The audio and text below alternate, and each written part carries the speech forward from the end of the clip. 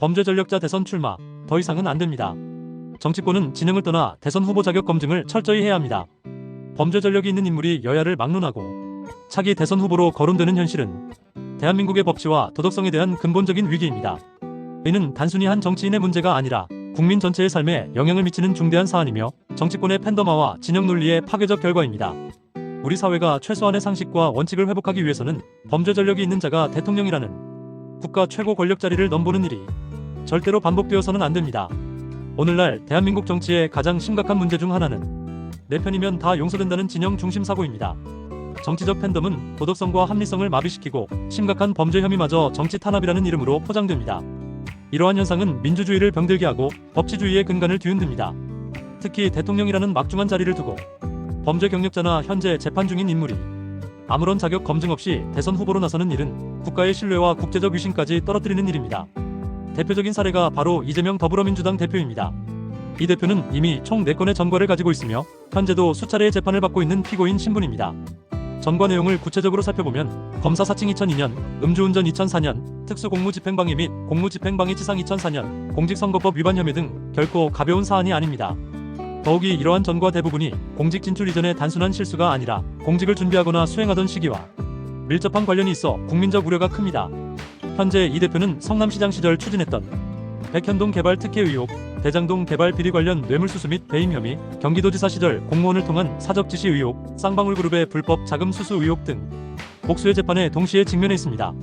이재명 대표는 이를 모두 부인하고 있으며 정치보복, 검찰의 정치 개입이라 주장하고 있습니다. 그러나 중요한 점은 진영을 떠나 공직자 후보로서 그가 적절한 인물인가에 대한 객관적 판단이 국민과 언론, 정치권에서 제대로 이루어지고 있느냐는 점입니다. 진보 진영 내부에서도 우려의 목소리가 없지 않습니다. 다수의 법조계 인사들과 중도 성향 유권자들 사이에서는 재판 결과가 나오지도 않은 상태에서 대선 후보로 거론되는 것은 무책임하다는 지적이 나오고 있습니다.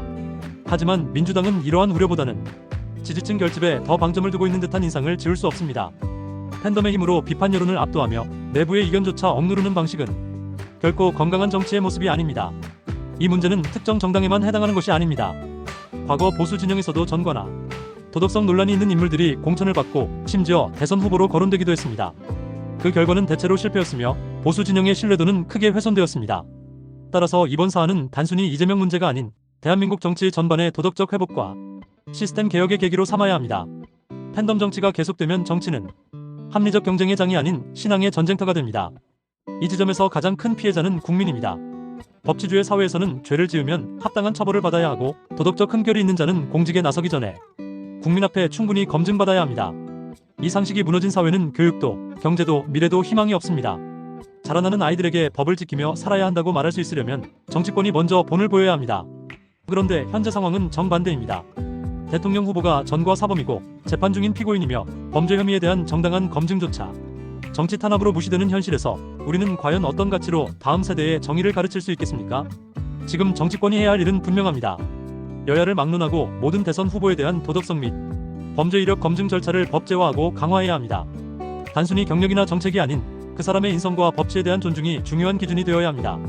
특히 대선 후보 검증위원회를 초당적 기구로 운영하여 각 당의 이해관계를 배제한 공정한 심사를 제도화하는 방안도 필요합니다. 이는 특정 정치인을 겨냥하자는 것이 아니라 대한민국 정치의 품격을 회복하자는 절박한 요구입니다.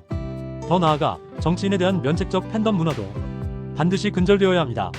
정치인을 성역화하는 문화를 없애고 건전한 비판과 토론이 가능한 정치 문화를 만들어야 합니다.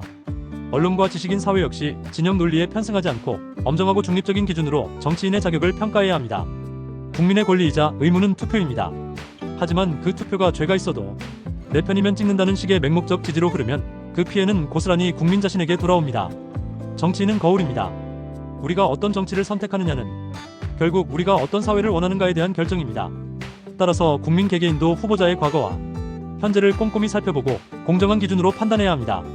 결론적으로 말해 범죄 전력이 있는 인물은 여야를 막론하고 대통령 후보로 나설 자격이 없습니다. 공직의 가장 높은 자리인 대통령은 국가를 대표하는 상징이며 국민 통합의 중심입니다. 그러한 자리에 흠결 있는 자가 오른다는 것은 대한민국의 미래를 스스로 부정하는 것과 다름없습니다. 지금이라도 늦지 않았습니다. 정치권은 정파적 이익을 떠나 공정하고 철저한 대선 후보 검증 시스템을 도입해야 합니다.